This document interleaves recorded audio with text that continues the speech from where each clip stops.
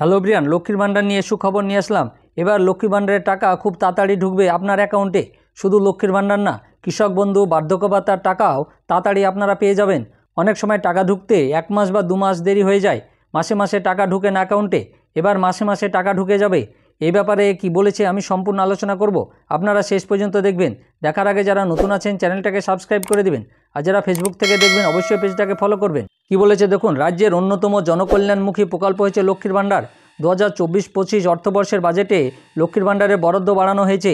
এবার লক্ষ্মীর ভাণ্ডার সহ আরও 3টি সামাজিক প্রকল্পের টাকা যোগান যাতে আরও সুসংগতভাবে হয়, সেজন্য উদ্যোগ নিল রাজ্য অর্থ দপ্তর। জাগো বাংলা প্রতিবেদনের অনুযায়ী এবার থেকে এই 3টি সামাজিক প্রকল্পের অর্থ উপভোক্তাদের ব্যাংক অ্যাকাউন্টে পাঠানোর জন্য আর অর্থ দপ্তরের অনুমতির জন্য অপেক্ষা করতে হবে না। স্বাভাবিকভাবে প্রশ্ন উঠেছে কোন কোন প্রকল্পের ক্ষেত্রে এই উদ্যোগ চালু করা হতে চলেছে। প্রাথমিক জানা যাচ্ছে লক্ষ্মীর ভাণ্ডার, কৃষক বন্ধু ও জয় বাংলা পেনশন, এই 3টি সামাজিক প্রকল্পের জন্য নতুন এই নিয়ম চালু হতে চলেছে। এই 3টি প্রকল্পের উপভোক্তাদের ক্ষেত্রে স্বাভাবিকভাবে খুশির খবর এই নয়া সিদ্ধান্ত। আগে লক্ষ্মীর ভাণ্ডার, কৃষক বন্ধু, বার্ধক্য ভাতার টাকা পাঠাতে গেলে অর্থ দপ্তরের অনুমতির প্রয়োজন ছিল, কিন্তু এখন আর অনুমতির প্রয়োজন হবে না। আপনারা তাড়াতাড়ি টাকাটা সেটা পেয়ে যাবেন, অনুমতি ছাড়াই আপনাদেরকে সরকার টাকাটা দিয়ে দিবে। এই উদ্যোগ চালু হলে কোন কোন ক্ষেত্রে সুবিধা? সূত্রের খবর, অর্থ দপ্তরের অনুমোদন পেতে যদি দেরি হতো সেক্ষেত্রে কিছু কিছু ক্ষেত্রে উপভোক্তাদের অ্যাকাউন্টে টাকা ঢোকার ক্ষেত্রে সামান্য বিলম্ব হচ্ছিল। তাৎপর্যপূর্ণভাবে এ ধরনের সামাজিক প্রকল্পগুলির ক্ষেত্রে টাকা পাঠানোর জন্য অর্থ দপ্তর অনুমতির প্রয়োজন পড়ত। উল্লেখ্য, সংশ্লিষ্ট দপ্তরগুলি থেকে অর্থ দপ্তরে ফাইল আসতে কিছুটা দেরি হয়, কিন্তু যাতে সময়ে টাকা দেওয়ার ক্ষেত্রেও কোনো সমস্যা না হয় সেজন্য এবার বড় পদক্ষেপ করলেন রাজ্যের মুখ্যমন্ত্রী মমতা বন্দ্যোপাধ্যায়। সাধারণ নিয়ম অনুযায়ী এই প্রকল্পগুলির জন্য যে ট্যাক্স বরাদ্দ করা হয় তা অর্থ দপ্তরের একটি বিশেষ শাখার অনুমোদন সাপেক্ষ। প্রকল্পগুলি সংশ্লিষ্ট দপ্তরে ব্যাংক অ্যাকাউন্টে পাঠানো হয়, এরপর সেখান থেকে উপভোক্তাদের অ্যাকাউন্টে পৌঁছায় সেই অর্থ।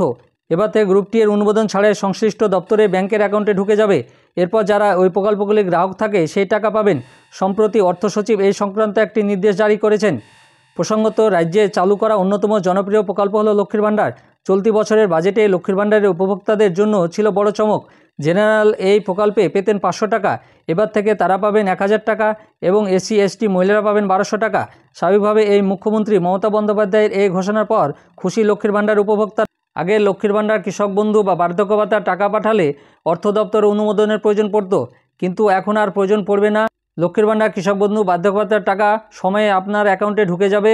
লক্ষ্মীর ভাণ্ডার, কৃষক বন্ধু, বার্ধক্য ভাতার টাকা সময়ে অ্যাকাউন্টে ঢুকলে কেমন হবে আপনারা কমেন্ট করে জানান। আর আমার এই ভিডিওটা ভালো লাগলে লাইক এবং শেয়ার করে দেবেন, আর যারা নতুন আছেন চ্যানেলটাকে সাবস্ক্রাইব করে দেবেন, আর পাশে থাকা বেল আইকনে ক্লিক করে দেবেন যাতে আমার এই সংক্রান্ত ভিডিও আপনি প্রথমেই পেয়ে যান। আর যারা ফেসবুক থেকে দেখবেন অবশ্যই পেজটাকে ফলো করবেন। ধন্যবাদ।